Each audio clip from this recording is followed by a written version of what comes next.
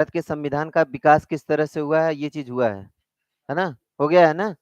अभी हम लोग इसका देखेंगे कौन सा ऑब्जेक्टिव क्यूज देखेंगे, और ऑब्जेक्टिव क्यूज में सभी लोगों को अपने कॉपी पर लिखना है किस प्रश्न का कौन सा ऑप्शन होगा, लास्ट में मैं देखूंगा, सभी लोगों को लिखना है किस प्रश्न का कौन सा ऑप्शन होगा, ये लिखना है, ठीक है। इसके बाद कोई प्रश्न आपको नया मिलता है तो उस प्रश्न का जो है आप क्या करेंगे, डिस्क्रिप्शन अपने कॉपी में नोट कर लेंगे।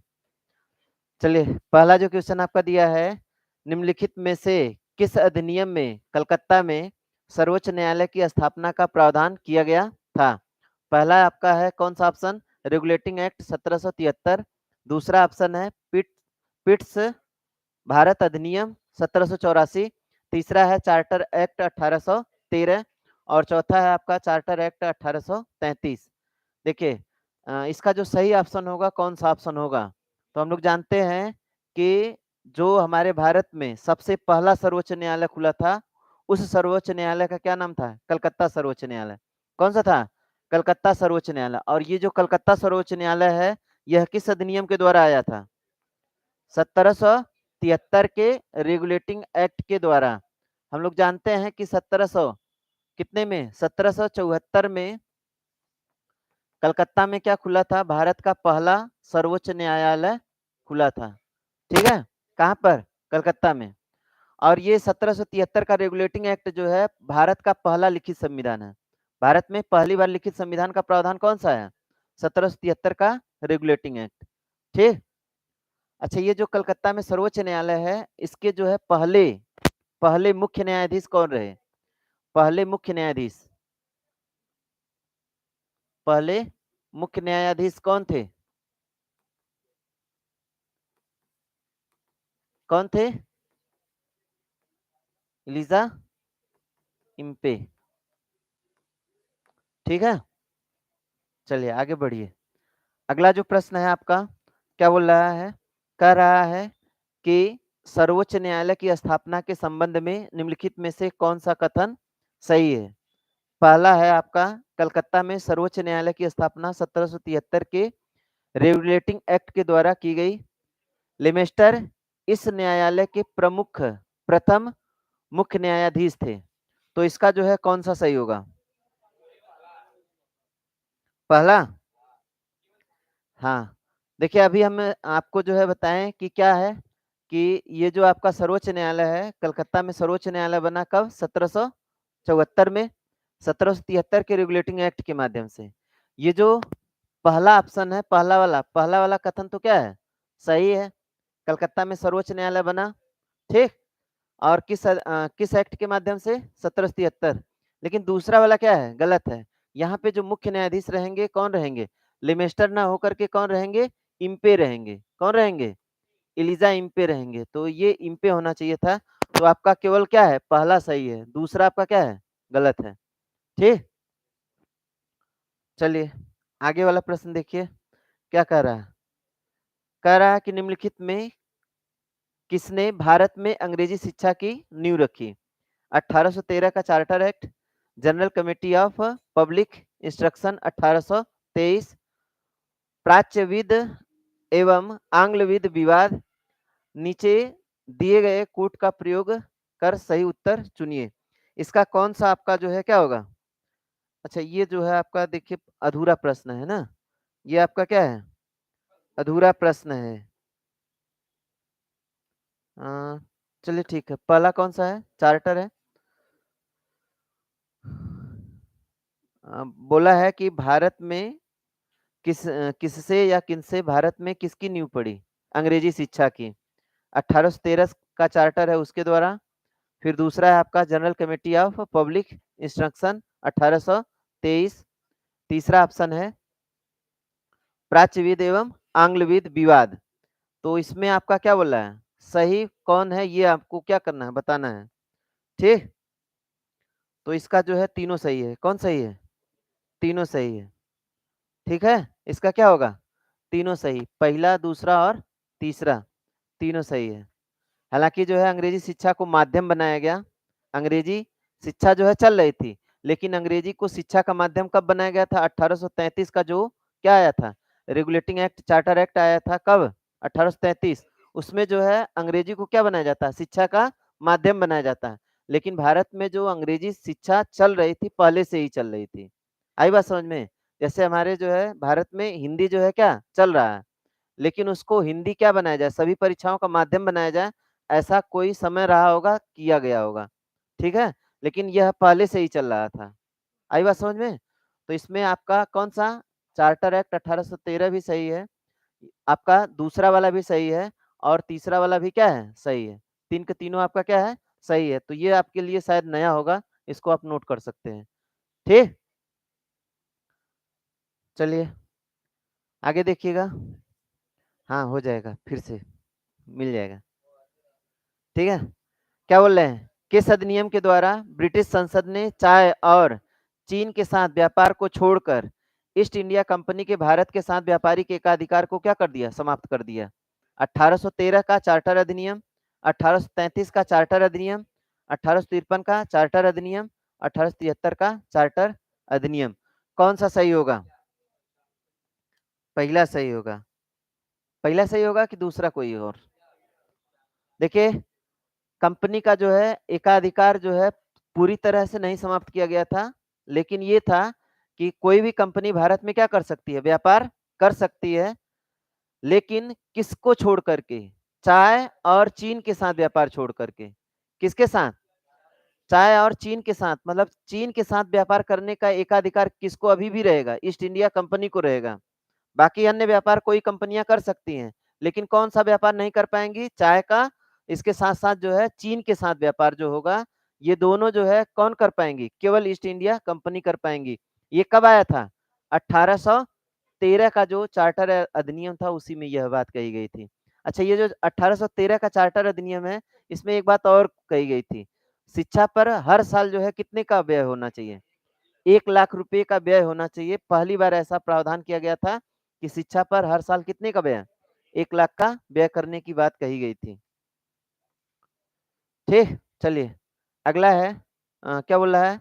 चार्टर एक्ट 1813 के संबंध में निम्नलिखित कथनों पर विचार कीजिए। पहला कथन है, इसने भारत में ईस्ट इंडिया कंपनी के व्यापार के एकाधिकार को चाय का व्यापार तथा चीन के साथ व्यापार को छोड़कर समाप्त कर दिया। ठीक?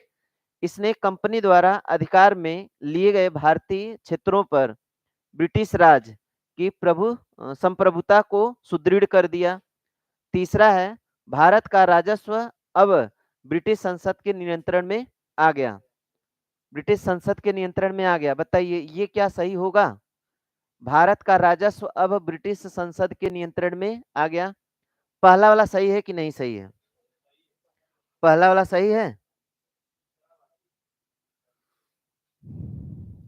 पहला वाला सही है कि नहीं सही है? पहला वाला आपका एकदम 100% सही है। ईस्ट इंडिया कंपनी व्यापार के एकाधिकार एकाधिकार व्यापार को क्या कर दिया गया? समाप्त कर दिया गया। अब दूसरे की बात करते हैं। इसने कंपनी द्वारा अधिकार में लिए गए भारतीय राज्य क्षेत्रों पर ब्रिटिश राज की प्रभुता को क्या कर दिया? सुदृढ़ कर दिया। सीधी सी बात है कि सुदृढ़ किया है, तभी तो एकाधिकार को समाप्त किया जा रहा है ना? तो ये जो आपका दूसरा वाला है, यह भी आपका क्या है? सही है।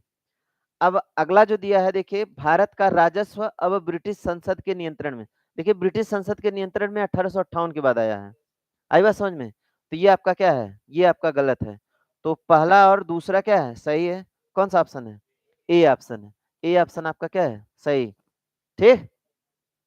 मतलब देखिए, दूसरा वाला भी सही है और पहला वाला भी क्या है? सही है। कौन गलत है? तीसरा वाला। चलिए आगे आइए। अच्छा, ये अभी जितना भी पढ़ रहे हैं ना, ये अभी पढ़ रहे हैं जो कंपनी द्वारा अधिनियम एक्ट लाए गए थे, वो था अभी।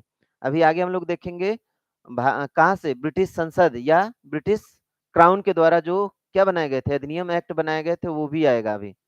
ठीक है, चलिए देखिए क्या बोल रहा है। किस अधिनियम ने भारतवासियों को अपने देश में प्रशासन में कुछ हिस्सा लेने का क्या कराया गया? संभावना बनाई गई। कौन सा एक्ट है? Charter act 1833, charter act 1853, government act of India, ये कौन सा है? 1858, इंडियन काउंसिल एक्ट 1861। कौन सा इसका सही होगा? हाँ, कौन सा? चलिए कौन सा बताइए, ए की, बी की, सी की, डी? डी। कौन सा होगा? Charter act 1833।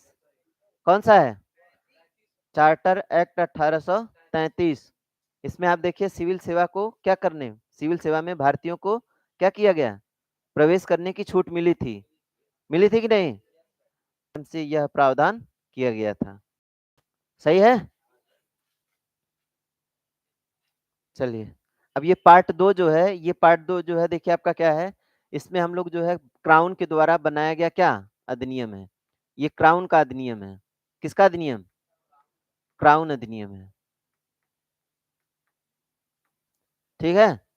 चलिए अब इसमें जो पहला प्रश्न दिया है, क्या दिया है, निम्नलिखित में से किस अधिनियम के अंतर्गत भारतीय विधान परिषद को बजट पर बहस करने का क्या प्राप्त हुआ, अधिकार प्राप्त हुआ?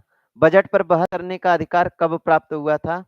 ऑप्शन पहला है 1861 वाले में, 1892 वाले में, 1909 वाले में, और आपका कौन सा है 1919 वाले में? हाँ देखिए 92 में भी बजट पर बहस करने का क्या था, अधिकार प्राप्त था। बताइए मैं बताया हूं कि नहीं? 92 में था कि नहीं? पहली बार जो है बजट पर बहस करने का अधिकार प्राप्त हुआ था कब?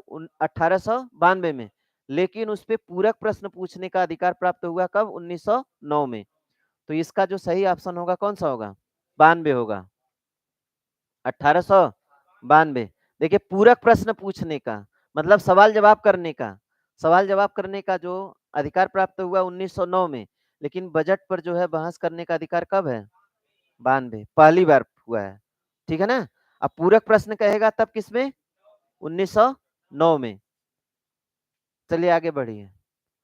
ब्रिटिश भारत में सांप्रदायिक प्रतिनिधित्व की व्यवस्था निम्नलिखित में से किस अधिनियम द्वारा की गई? मतलब कौन सा अधिनियम था जिसमें सांप्रदायिक प्रतिनिधित्व की बात सबसे पहली बार कही गई थी? किसमें कही गई थी? भारतीय काउंसिल अधिनियम 1892, मार्ले मिंटो सुधार 1909, मांटेंगू चिम्सफोर्ड सुधार 1919, भारत सरकार अधिनियम 1935। कौन सा जो है अधिनियम था जिसमें क्या किया गया था, सांप्रदायिक प्रतिनिधित्व की बात की गई थी? बताइए कौन सा था? 1909 है कि कौन सा है?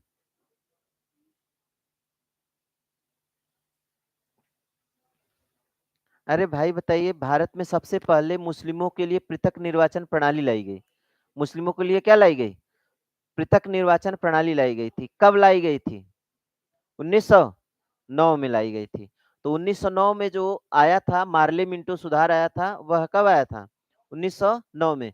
पहली बार जो है देखिए क्या हुआ है, पहली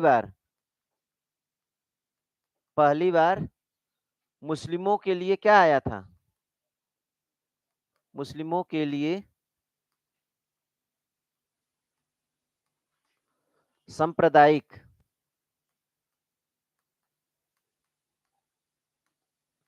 सांप्रदायिक निर्वाचन प्रणाली का क्या हुआ था, शुरुआत हुआ था निर्वाचन प्रणाली का क्या?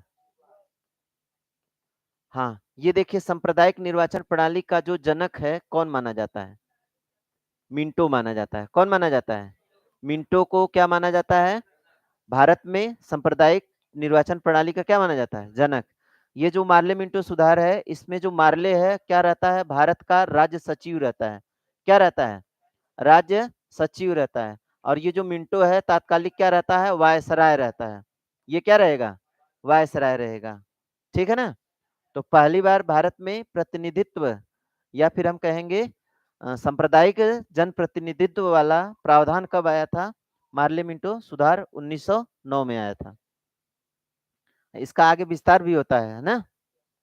चलिए अगला प्रश्न है, देखिए अगला प्रश्न क्या बोल रहा है। कह रहा है कि निम्नलिखित में से किस अधिनियम द्वारा भारत में संघीय न्यायालय की स्थापना की गई थी? पहला ऑप्शन है भारतीय परिषद अधिनियम 1861, दूसरा ऑप्शन है भारत सरकार अधिनियम 1909, तीसरा ऑप्शन है भारत सरकार अधिनियम 1919। इनमें से कोई नहीं। देखिए संघीय न्यायालय की बात कहा जाता है तो संघीय न्यायालय की जो स्थापना है, संघीय न्यायालय, ठीक है ना, संघीय न्यायालय, जो आगे हमारा यही क्या बनेगा, सर्वोच्च न्यायालय बनेगा। संघीय न्यायालय है, इसकी जो स्थापना होती है, स्थापना जो होती है कब होती है, तो 1937 में होती है। कब होती है, 1937 में होती है।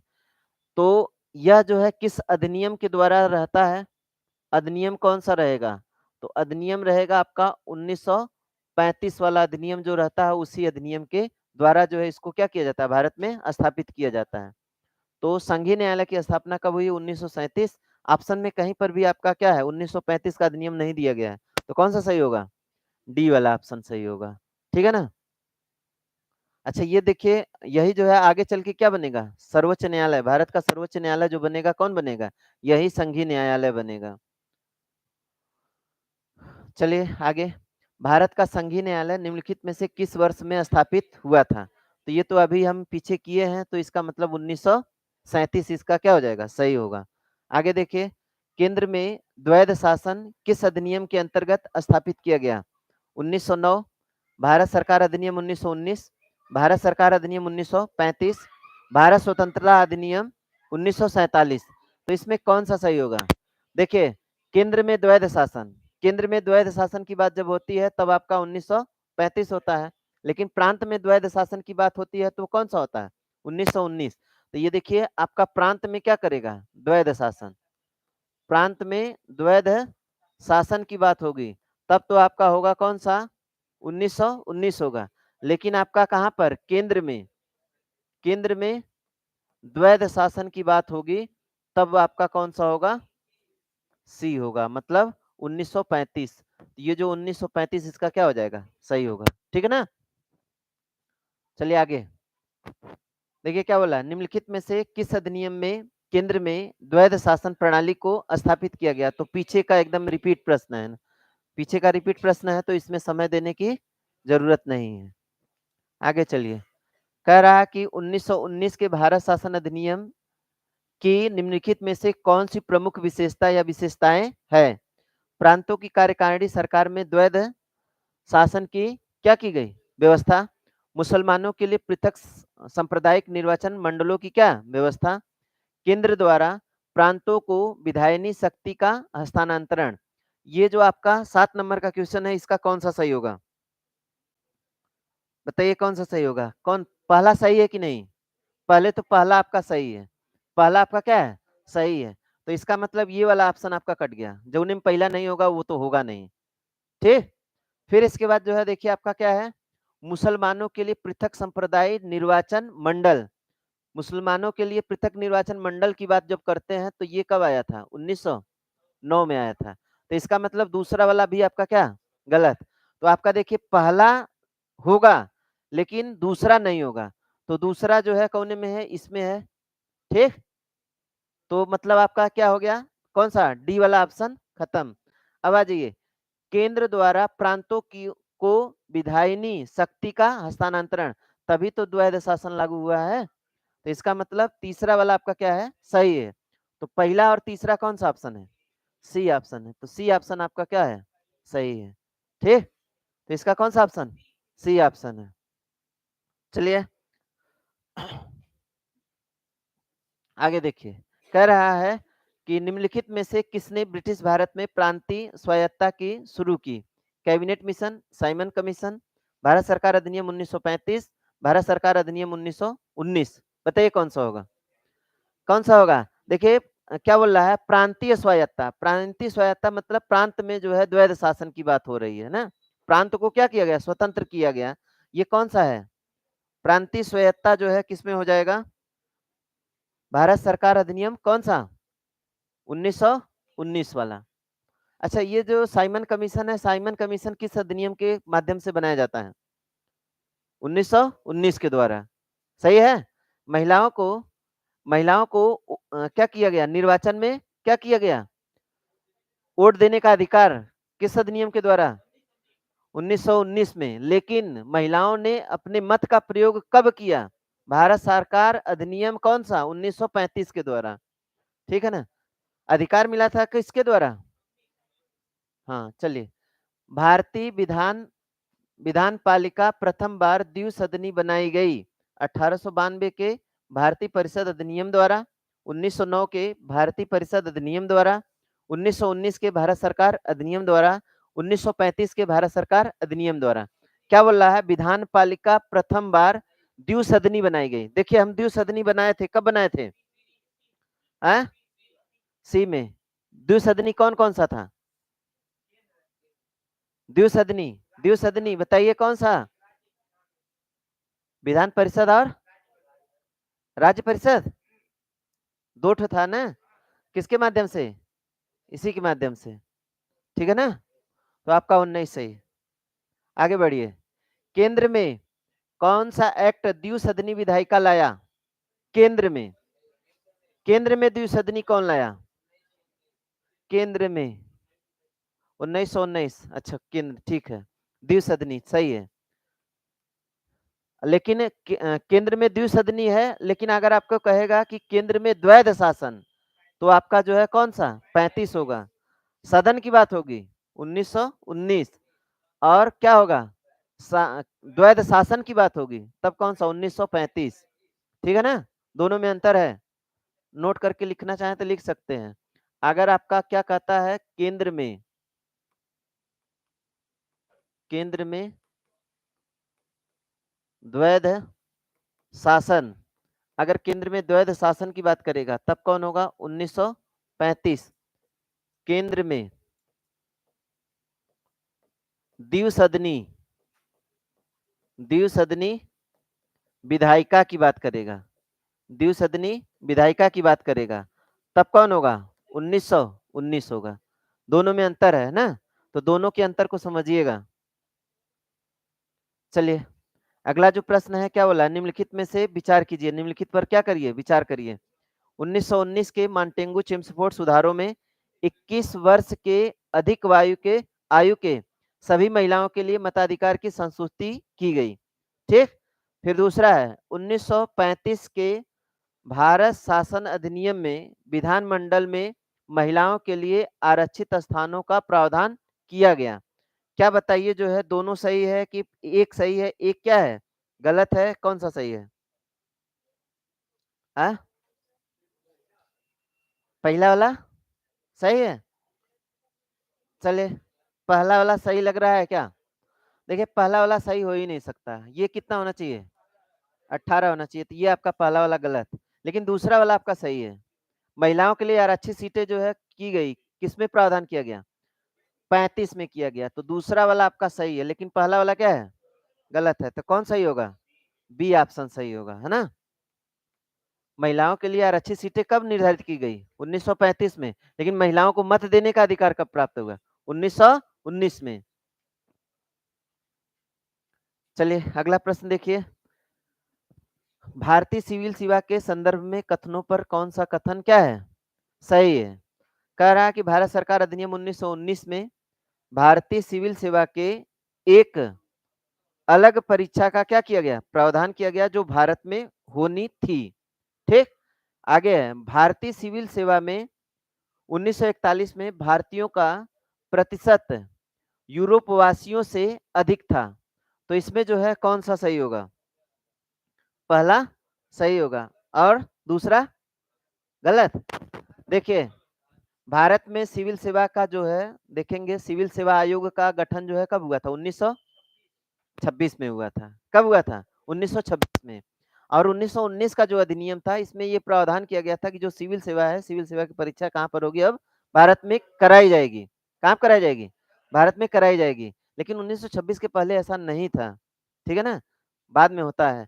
लेकिन आप देखेंगे सुभाष चंद्र बोस जो है जाते हैं परीक्षा देते हैं 1920 में, कहाँ? इंग्लैंड में आईसीएस की परीक्षा निकालते हैं। ठीक, उनका चयन भी होता है, लेकिन क्या कर देते हैं? छोड़ देते हैं। इसका मतलब तब भी भारत में परीक्षा नहीं हो रही थी। तो आपका जो 1919 का अधिनियम है, इसके तहत क्या होता है? सिविल सेवा के लिए अलग परीक्षा का प्रावधान किया गया, जो भारत में होनी थी। ये बात सही है। ये बात क्या है? सही है, ठीक है ना। ये होनी थी, ये प्रावधान किया गया इसी के माध्यम से। ठीक है। दूसरी बात, भारतीय सिविल सेवा में 1941 में भारतीयों का प्रतिशत यूरोप वासियों से क्या अधिक? क्यों अधिक नहीं होगा? भारत में परीक्षा होगा अब जो है भारत में जो है क्या हो जाएँगे, इनकी संख्या क्या हो जाएगी, बढ़ जाएगी, यूरोप वासियों से संख्या बढ़ जाएगी। कहाँ पर? सिविल सेवा में। जैसे कोई भी सरकारी नौकरी हो तो उसमें ओबीसी, एससी, एसटीओ की संख्या क्या ज़्यादा हो गई है। क्यों हो गई है? क्योंकि यह क्या कर रहे हैं, लगातार जो है अपने आप को प्रोग्रेस की ओर बढ़ा रहे हैं। जबकि जो जनरल कैंडिडेट हैं, वो ऑलरेडी क्या थे, प्रोग्रेसिव थे, मतलब उनका प्रोग्रेस हो चुका था। एक निश्चित समय के बाद जो है क्या होता है, प्रोग्रेस रुक जाता है। ऐसा नहीं कि लगातार चलता ही रहेगा, है ना? तो अभी क्या है, ये जब भारत में परीक्षा होना शुरू हो जाता है, नहीं होता है कि हमारे पड़ोस में जो है एक मान लीजिए क्या, पुलिस में हो जाता है तो दूसरा भी कहता है कि वो पुलिस में हो गया, हमहू हो जाएँगे। पड़ोस में एक आईएएस होता है तो शायद जो है उस गाँव में आईएएस बनने की लड़ी लग जाती है। ऐसा होता है ना? तो वही चीज़ है। तो दूसरा वाला भी आपका क्या है? सही है। पहला वाला भी सही है और दूसरा वाला भी सही है। कौन-सा है? सी वाला ऑप्शन। ठीक? चलिए, अगला है। क्या बोल रहा है? कह रहा है कि केंद्रीय विधानसभा का निम्नांकित में से कौन-सा या से निर्वाचन भारत अधिनियम 1919 के तहत हुआ? 1926, 1937, 1945। अब कौन सही है वो आपको देखना है। ठीक है? कौन वाला जो चुनाव है, वह किसके द्वारा हुआ था? किस अधिनियम के माध्यम से? 1919 वाला जो अधिनियम था उसके माध्यम से हुआ था। ठीक है? बताइए कौन-सा इसका सही होगा?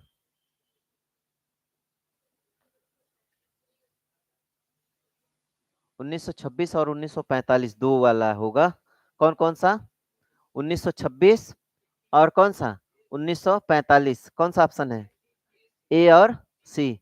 मतलब जो आपका 1926 में चुनाव हुआ था, वह चुनाव किसके अधिनियम के माध्यम से हुआ था? 1919 से। और 1945 वाला जो चुनाव हुआ था, वह भी उसी के माध्यम से हुआ था। तो कौन-सा ऑप्शन होगा? ए और सी मतलब सी ऑप्शन। ठीक? चलिए बहुत जल्द जो है आप अपनी मंजिल के पास पहुँचने वाले हैं ना? भारत शासन अधिनियम 1919 के अंतर्गत भारतीय विधायिका का अंतिम निर्वाचन किस वर्ष आयोजित किया गया? भारत शासन अधिनियम 1919 मतलब इसका जो अंतिम चुनाव हुआ, किसमें हुआ था? किसके माध्यम से? 1919 के माध्यम से। तो देखिए, अब देखिए एक 1926 में चुनाव हुआ और एक कौन? 1945। भारत शासन भारत शासन अधिनियम 1919 के माध्यम से जो अंतिम चुनाव हुआ था, वह कौन-सा हुआ था? 1945 वाला हुआ था। कौन-सा है? 1945 वाला है। ठीक? हाँ, जो भी है, सी है, बी है, जो भी है। चलिए, राष्ट्रपति की अध्यादेश निर्गत करने की शक्ति प्रेरित है। भारत सरकार अधिनियम 1919, भारत सरकार अधिनियम 1935, भारत सरकार अधिनियम 1909, भारत सरकार अधिनियम 1947। देखिए, राष्ट्रपति को जो है, क्या है? अध्यादेश जारी करने की शक्ति है। अच्छा, भारत में अध्यादेश जो है कौन-कौन लोग जारी कर सकते हैं? एक तो आपके कौन कर सकते हैं? राष्ट्रपति। कौन कर सकते हैं? राष्ट्रपति कर सकते हैं अनुच्छेद 123 के तहत। ठीक? और एक कौन कर सकते हैं? राज्यपाल कर सकते हैं। कौन कर सकते हैं? राज्यपाल, अनुच्छेद 213 के तहत। कितने के तहत? अनुच्छेद 213 के तहत। देखिए, ये जो आपके कौन है 123 और 213 दोनों की जो अवधि होगी कितने माह की होगी? 6 माह तक मैक्सिमम जो है रहता है। अगर उस समय जो है सदन क्या करता है, इस अधिनियम को पारित कर देता है तो यह कानून बन जाएगा, नहीं तो वहीं से क्या हो जाता है? स्थगित हो जाता है। यही होता है ना? यह प्रावधान जो है राष्ट्रपति को अध्यादेश जारी करने का प्रावधान किसके द्वारा लिया गया था? तो भारत शासन अधिनियम 1935 के द्वारा लिया गया था। किसके द्वारा? 1935 के द्वारा हमारे संविधान में इसको रखा गया है। ठीक? तो ये कौन-सा ऑप्शन होगा? बी। ठीक? तो 1935 वाला जो है अधिनियम है जिसके द्वारा अध्यादेश जारी करने की शक्ति राष्ट्रपति को प्राप्त है। चलिए अगला, निम्नलिखित में से किस अधिनियम का द्वारा संवैधानिक निरंकुशता का सिद्धांत प्रवृत्त किया गया? तो 1909 है, 1919 है, 1935 है, 1947 है। कौन-सा सही होगा? पहले तो आपके लिए ये प्रश्न क्या है ना? नया है। तो ये जो बना है कब बना है? 1935 में है। कौन-सा है? 1935। तो संवैधानिक निरंकुशता का सिद्धांत कौन-सा है? 1935 का भारत सरकार अधिनियम। ठीक? बढ़े आगे, चलिए आगे है, भारत के संविधान में केंद्र और राज्यों के बीच, ठीक है, केंद्र और राज्यों के बीच किया गया शक्तियों का विभाजन इनमें से उल्लेखित योजना पर आधारित है। मार्ले मिंटो सुधार 1909, मांटेंगू चिम्सफोर्ड सुधार 1919, भारत सरकार अधिनियम 1935, भारतीय स्वतंत्रता अधिनियम 1947। कौन सा सही होगा ये आपको बताना है, बताइए कौन सा सही होगा।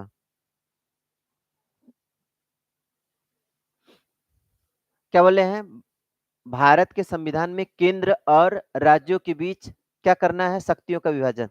देखिए आपकी 3 सूचियां बनाई गई थी, संघ सूची, राज्य सूची और कौन सा, समवर्ती सूची। ये सूचियां क्यों बनाई जाती है, क्योंकि शक्तियों का क्या करना होता है, विभाजन। कौन से शक्ति मतलब कौन सा प्रावधान कौन करेगी, राज्य, कौन सा प्रावधान कौन करेगी, केंद्र करेगी। ये चीज जो है कब निर्धारित किया गया था, 1935। कब किया गया था, 1935। तो 1935 आपका क्या होगा, सही होगा, ठीक है ना। इसमें 3 सूचियां बनाई गई थी ना, राज्य सूची, संघ सूची और कौन, समवर्ती सूची। चलिए अगला है, निम्नलिखित में से एक भारत अधिनियम 1935 की मुख्य विशेषताओं में से सही सॉरी में से नहीं है। इस अधिनियम में अखिल भारतीय महासंघ का प्रावधान था। अवशिष्ट विषय प्रांतीय विधायिकाओं को आवंटित किए गए थे। यह प्रांतीय स्वायत्ता के सूत्रपात का संकेत था। इसने प्रांतीय स्तर पर द्वैध शासन प्रणाली को क्या कर दिया, समाप्त कर केंद्र में लागू किया। देखिए ये बात तो 100% सही है, ये बात क्या है, 100% आपकी क्या है, सही है, ठीक। अब आगे जो है देखिए क्या सी वाला सही है कि गलत है, सी वाला सही है कि गलत है। तो सी वाला भी आपका क्या है, सही है, सी वाला भी क्या है, सही है। तो आगे देखिए अगला कौन सा है, बी वाला ऑप्शन। बी वाला क्या बोल रहा है, अवशिष्ट विषय प्रांतीय विधायिका ना को आवंटित, प्रांतीय विधायिका नहीं होना चाहिए, क्या होना चाहिए, संघीय विधायिका। कौन सी विधायिका, संघीय विधायिका को था, ये किसको नहीं होना, प्रांतीय को नहीं, किसको होना था, संघीय को। ये वाला आपका क्या है, गलत है। और जो गलत है वही हमारा क्या है, सही है, ठीक है। जो गलत है वही क्या है, सही है। इसमें क्या बोला था कि कौन सा विशेषता नहीं है, मतलब कौन चीज नहीं बात किया गया था किसमें, 1935 वाले में। बढ़े आगे, चलिए एक संघीय व्यवस्था और केंद्र में द्वैध शासन भारत में कब लागू हुआ, तो हमको ज्यादा समय देने की जरूरत नहीं है ना, 1935 है। चलिए आगे, अखिल भारतीय महासंघ स्थापित करने का प्रावधान कौन सा है, वही 35 है, अखिल भारतीय वही संघीय शासन है ना। चलिए आगे, निम्नलिखित में से किस एक अधिनियम ने भारत में संघीय शासन व्यवस्था की, तो 35 ही है, ठीक। मतलब एक ही प्रश्न को इधर उधर करके क्या कर रहा है, पूछ रहा है। 1935 में के अधिनियम द्वारा स्थापित संघ में अवशेष शक्तियां किसको दी गई, संघीय विधान पालिका को, प्रांतीय विधान पालिका को, प्रांतीय गवर्नरों को, गवर्नर जनरल को। अवशिष्ट शक्तियां किसको दिया जाएगा, अवशिष्ट शक्तियां बताइए किसको दिया जाएगा, बोलिए। हम भैया बताए थे इसके पिछले वाले प्रश्न में क्या बताए थे, अवशिष्ट शक्तियां किसको दिया जाएगा, संघीय विधान पालिका को, मतलब कानून बनाने का ये अधिकार है। लेकिन शक्ति की बात कर रहा है तो कौन सा होगा, गवर्नर जनरल को, किसको, गवर्नर जनरल को। देखिए कानून बनाने का बात करेगा तब कौन होगा, संघीय विधान पालिका होगा अवशिष्ट, है ना। लेकिन शासन की बात करेगा तो कौन, गवर्नर जनरल, ठीक। भूख लगा था ना, बहुत सही। चलिए अगला, अगला देखिए क्या बोला है, निम्नलिखित में से कौन भारत शासन अधिनियम 1935 स्वीकार किया हुआ महत्वपूर्ण और अस्थायी अवयव नहीं है, देश के लिए लिखित संविधान, ठीक। दूसरा है विधानमंडल के लिए निर्वाचन एवं जवाबदेह प्रतिनिधि, एक संघ की योजना पर विचार। अगला है विधानमंडल के लिए सरकारी सदस्यों का समवाचित किया जाना, नॉमिनेट करना, है ना। तो बताइए कौन सा सही होगा, देश के लिए लिखित संविधान की बात कब कही गई थी बताइए, देश के लिए लिखित संविधान की बात 1773 का रेगुलेटिंग एक्ट पहला लिखित संविधान था। तो ये जो है आपका कौन सा, ठीक, ये कब है, चलिए आगे। 1935 गवर्नमेंट ऑफ इंडिया एक्ट क्यों महत्वपूर्ण है? यह भारतीय संविधान का प्रमुख स्रोत है। इसके द्वारा भारत को स्वतंत्रता मिली। इसमें भारत विभाजन उल्लिखित है। क्या बोला है? महत्वपूर्ण है, तो ये वाला नहीं है। स्वतंत्रता भी इससे नहीं मिली। इसके द्वारा रियासतों को क्या कर दिया गया, समाप्त कर दिया गया, ये भी नहीं सही है। कौन सही है? ठीक है। हमारे संविधान का मूल स्रोत 2/3 जो अनुच्छेद है वह कहाँ से लिए गए हैं, यही से लिए गए हैं। तो हमारे संविधान का मूल स्रोत या हम कहेंगे कि मुख्य स्रोत है कौन, 1935। लास्ट सवाल है, देखिए क्या बोला है, निम्नलिखित अधिनियमों में से किस अधिनियम के फलस्वरूप बर्मा भारत से क्या हुआ, अलग हुआ? तो वह कौन सा है, 1935 है। तो अभी जितना भी आप पढ़े हैं उसमें सबसे इंपॉर्टेंट कौन लगा, 1935 वाला अधिनियम लगा, है ना? तो आप 1935 को अच्छे से पढ़िए, 1919 वाले को अच्छे से पढ़िए, ठीक है। हाँ, दोनों जो है आपका इंपॉर्टेंट है। तो आज का जो सेशन है यहीं पे समाप्त होता है। उम्मीद है कि सबको समझ में आ गया होगा।